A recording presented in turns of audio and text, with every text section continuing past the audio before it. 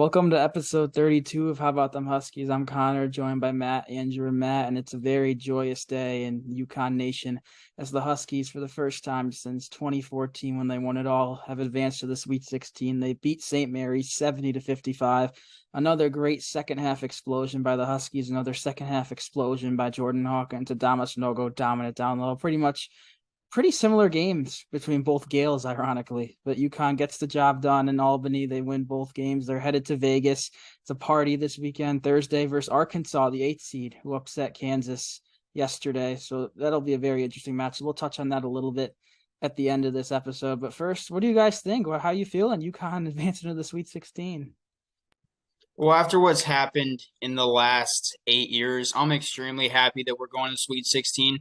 But something to definitely take note of is the start to both of those games was not very good. I mean, Iona and St. Mary's were really nowhere close to our caliber of style, and we really let them run with the bait for a little bit, which is not the worst thing. I mean, I'm really happy to get a slow start out of the way now, as opposed to in the later rounds we may run into teams like UCLA, Gonzaga, or even against Arkansas in this next one. But I mean, the way we rebounded should just be really talked about more than anything, because we were down by, I believe, 9 at one point in the St. Mary's game, which not every team can come back from. You get buried, you don't come back from it. But this team really showed why they deserve to be here and why this is a completely different year than the past. Yeah, and it's just so rewarding as a UConn fan to see our team in the Sweet 16 here and just creating obvious separation from these other teams, showing that we're better than your Ionas of the world. We're better than your St. Mary's of the world. We're not going to lose in the first two rounds like other years. Things are different now. Super rewarding to see because we've been through some tough times, and we're really seeing a team make a difference. And I just can't speak enough on how experienced and composed this whole team is looking. And it goes from guys all the way from the starting lineup to guys at the end of our bench like Joey Calcaterra and Naheem Aline, who are coming in, playing hard and hitting shots. It's just really, really nice to see that. And a lot of what we're seeing now, I can compare it, I feel like, directly to what we saw at the start of the season, where we would go into games and we would start off a little bit slow, but then towards the second half, we would just pull away. We went on a 14-game win streak on that spell there, and all the games went pretty similar. Then we, of course, went on that little losing spell. But this team has never been a team to, blow a team out of the water in the first half or in the first 10 minutes. So I'm just really glad to see that we're playing like we should be playing at the right time. We're playing like that team that did go 14-0 at the start of the season. With what Matt just said with the beginning of the season thing, I did some research for stat-wise, and UConn's 19-0 when Sonogo has 20 or more points. So if you say that another player on our team is the X factor over Sonogo, in the words of Darren Haynes, our good friend, you are dead wrong. Yeah, and really, you mentioned Snogo's the X factor, but really, we talked about in previous episodes who's going to get cut from this rotation. Hurley always goes down. We have 9 guys. No way we see that in March. Who is it going to be? Aline, Joey, Hassan Diarra? No, we're going 9 strong. I mean, everyone got in. Diarra only 5 minutes in this one, but the matchup called for Newton a little more, Joey to run the point. But I'm actually surprised to see. Obviously, it's good that they're all still playing. It means they're all producing. But I'm surprised to see we still have 9 guys playing this late in the season. Yeah, and it surprises me too, because if you just flick on any kind of sports channel, CBS, TNT, any pregame panel that they have out there, any Johnson, Candace Parker, they all love to talk about UConn's depth, which at the start of the year, I felt like we were a little unsure about bringing in a lot of guys in from the transfer portal. But, I mean, it's good to see that, it's not just us seeing this now. It's now on a national level, because I feel like if anyone deserves it, it's these guys. These guys put in more work this year than any other team in the country. I feel like, obviously coming into the transfer portal, we had 6 returning players from last year, and we're running a 15-man rotation today. Not rotation, but we got 15 players in today, which is just great. I love seeing Diarra, Calcaterra out there, all those guys, Celine. So I don't know. Like Sark says, it was very rewarding. And what a luxury it is to just have a team that can go 9 deep. Obviously, Iona and St. Mary's couldn't even keep up with that. They were running 5-6 man rotations. St. Mary's had to deal with some injury problems. But when we're coming up against Arkansas here, they're definitely a deeper team. I just looked, they run in about 8 men against Arkansas or against Kansas. I'm sorry, Arkansas, Kansas, very similar words. But it's definitely, once we're going to see higher caliber teams here, something that's going to change is just them not being able to keep up with our depth. So it'll be interesting to finally see a team that can. But just like I said, what a luxury to have that. Expect to see Donovan Clingan a lot against Arkansas because the one thing that the Razorbacks really lack is size. Their biggest starting lineup player, ready for this one, is 6'7". That was their starting lineup against Kansas, and their biggest player was 6'7". I think their biggest off the bench might be 6'9". So something that they really lack is the size. So definitely be ready for that one in the matchup. But they are all athletes and they all play physical. So we really got to be ready for Arkansas on Thursday. The size is going to be a huge deal in this game because I saw a stat earlier. I can't remember who sent it. Someone sent it. Sonogo was a +1 today, and then Clingan was a +16, if I'm correct. That is a major, major deal because you bring in Clingan, they have no way to stop him. And just Clingan with the bench units, just as a whole, he just runs a lot better. The bench unit looks like a starting unit, so I'm very curious to see what Sonogo and Clingan have coming. Yeah, we talk about this bench unit. Hurley, the past 2 games, he's had the starters on, then he's brought in 5 reserves, the 4 that play in Sampson. And I'm thinking to myself, I feel like the 5 he brings in straight off the bench have a pretty solid chance of beating Iona, a pretty solid chance of beating St. Mary's. I mean, that's crazy to see the depth we have. And Sark, I know you mentioned that obviously St. Mary's had some injury issues. Alex Dukas suffered pretty much the definition of a freak injury, just standing there. I don't know if it's back spasms or a cramp, but he couldn't walk, couldn't barely stand. So hopefully he's okay. I've seen some people saying that's the difference in this 15-point game. Obviously, he did have 8 points when he exited. He hit 2 threes, but I don't know if he makes up. He averages 12 points per game. I don't know if he makes up that 15-point gap. And I'll talk a little bit more about the Husky stats here against St. Mary's. We mentioned Sonogo. He had 24 points, 8 rebounds. He's averaging 26 and 11 and a half rebounds so far this tournament. And I can confidently say Adama Sonogo has been the best player in the NCAA tournament so far this year through first 4 days. I mean, the stats don't lie. He carried us to 2 victories. Obviously, we had the supporting cast as well, like Jordan Hawkins, 4 threes in the second half. He just had some foul trouble early. He didn't really do too bad in the first half, just couldn't stay on the floor. Tristan Newton hit some big threes, hit a buzzer beater at the end of the first half. He was huge after kind of a little bit of a dud against Iona, so it's good to see that. Andre Jackson produced 6, 6, and 7. Exactly what you want from him. Caravan, not too much from him. He played 32 minutes, but this wasn't really the game for him against a bigger power forward that St. Mary's had. He had 3 points, hit a 3. And off the bench, like we mentioned, Aline hit a 3. Joey hit a 3. Clingan, he didn't have the same exact results as he did against Iona. He didn't quite have the near double-double, but he was productive. 4 points, 5 rebounds, also had 2 assists, which, I mean, it's probably close to a career high. He doesn't get too many of those. And like we mentioned, we got all these guys in. 15 guys played. Apostolos Rumaglu got to hit that free throw, buddy. I mean, score in the NCAA tournament. I mean, that'd be awesome. But good to see those guys out there. I know they work really hard in practice, and they deserve it. Good to see them all get in. And for St. Mary's, I'll talk real quick. They didn't have a double-digit scorer, which is surprising. I mean, obviously, they have, 2, 3, even maybe 4 guys that average in double figures. So, we dominated them on the defensive end. Yeah, they have 4 guys that average double figures, including Logan Johnson, who leads the team, 14.6. He just had 9. Aiden Mahaney, 14 points. He just had 9. I mean, complete domination all the way through for UConn on the defensive end.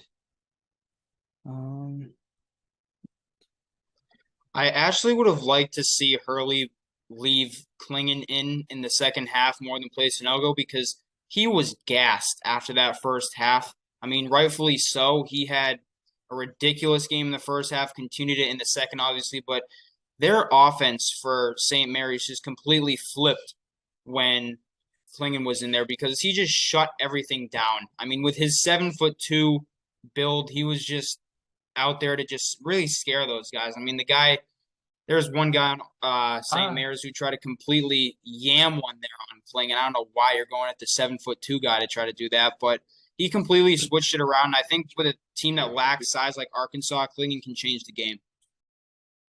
And I feel like with Sonogo here, this looks like a different guy. I don't know what happened because at the start of the year, the issue was that he would hold the ball and he wouldn't kick it. He would just go up with the shots. And then sort of towards the end of the year, he was kicking it a lot.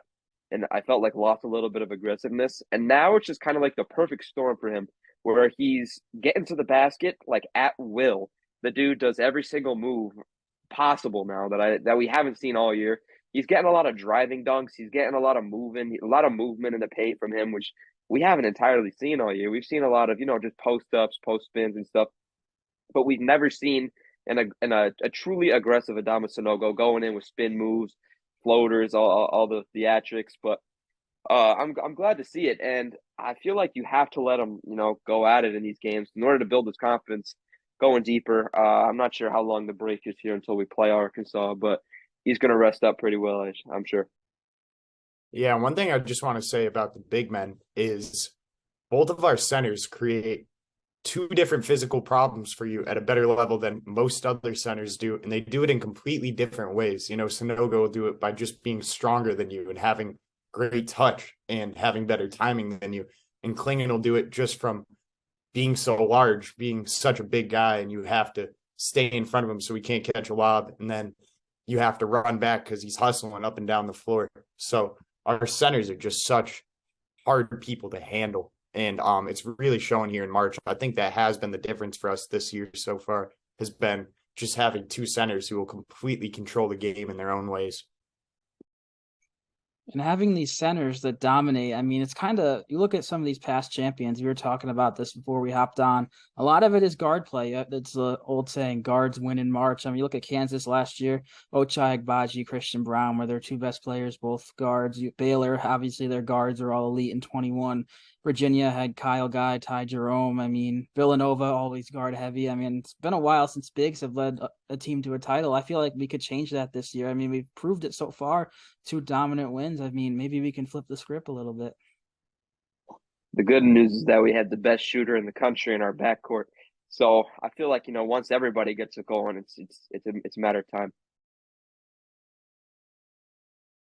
I mean, not to say that we don't have guards. I mean, we've got Hawkins who pretty much took control there for a couple minutes when he was looking like prime Ray Allen again out there after he caught fire. But with Hawkins, I really just want to touch on what happened in the past couple of games with him. The non-scoring thing, it's okay. I mean, he couldn't get open. They were really like guarding him in his face, and I personally think that he shoots better with people in his face, but he has to hit with him. He has to hit a wide open one to really get going, and that's what he did there in the second half. But both of those games that we played, he just could not get open and couldn't get the shots that he wanted. So as much as people were really crapping on him for his first half performance, he wasn't doing that bad. But just the fact that he caught fire in that second half, I just thank God for it, honestly.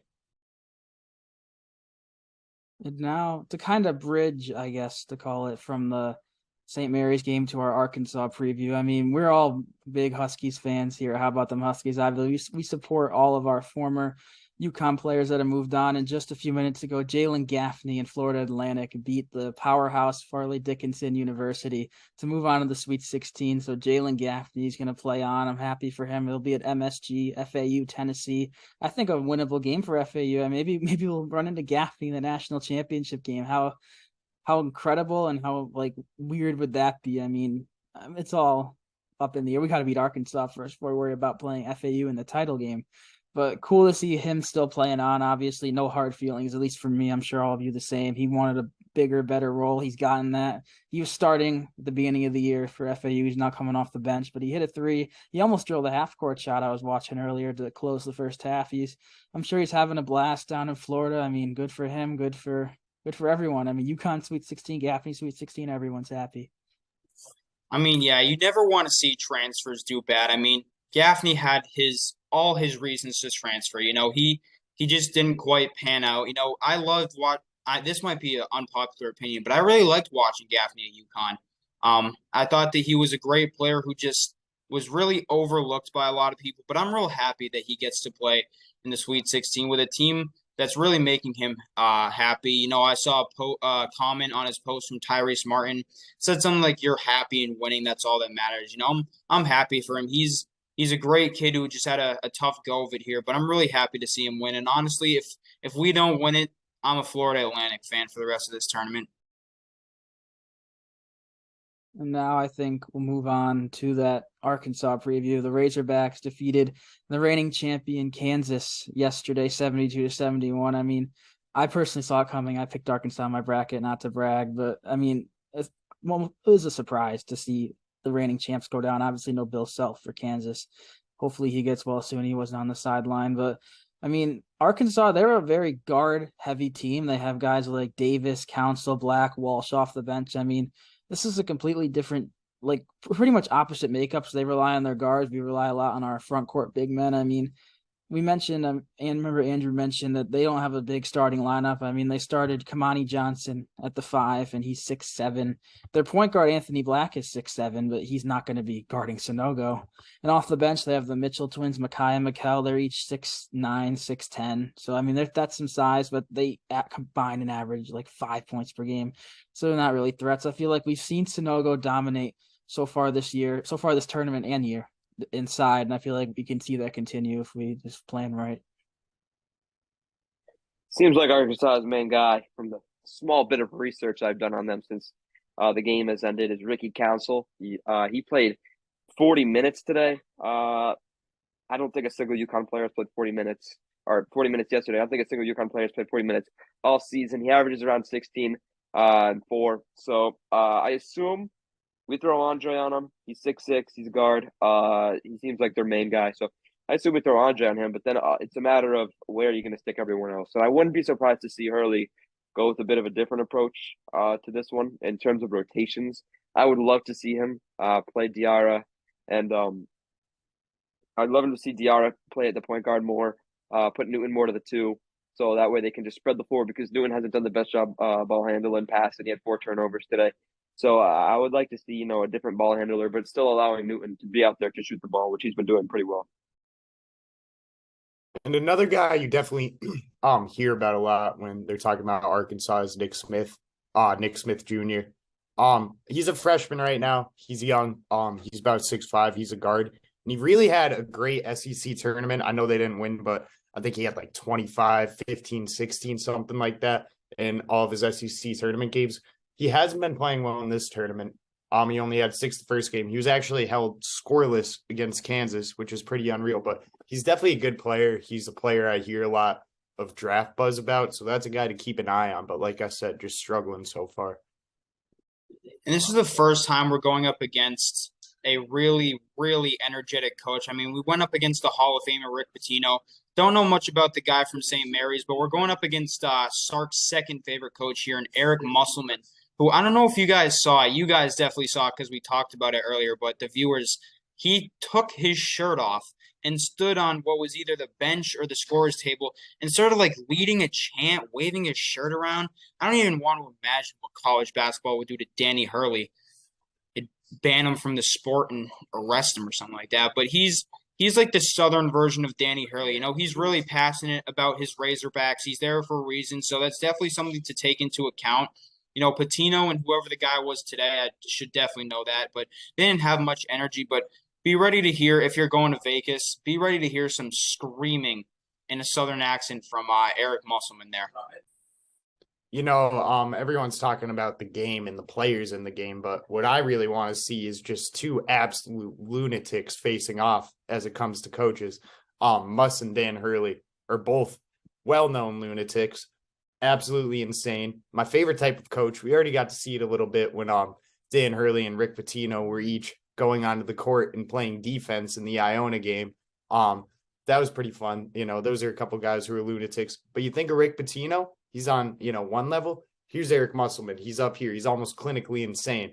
And so is Dan Hurley, in all the right ways, I'll add. So, this is going to be an exciting coaching matchup. Look for some gems from this one. I look at this one, and I feel like we have learned lessons throughout the year, especially Danny Hurley has learned lessons throughout the year about a time and a place. If you remember back against Xavier, It was our first loss of the season, I'm pretty sure. Hurley lost his cool at the wrong time. It's fun to be a crazy coach who has crazy passion and wants to hype his players up, but there's always a time and a place. And he's always been a guy to get it wrong, get the time wrong, lose your head, let the moment get to you.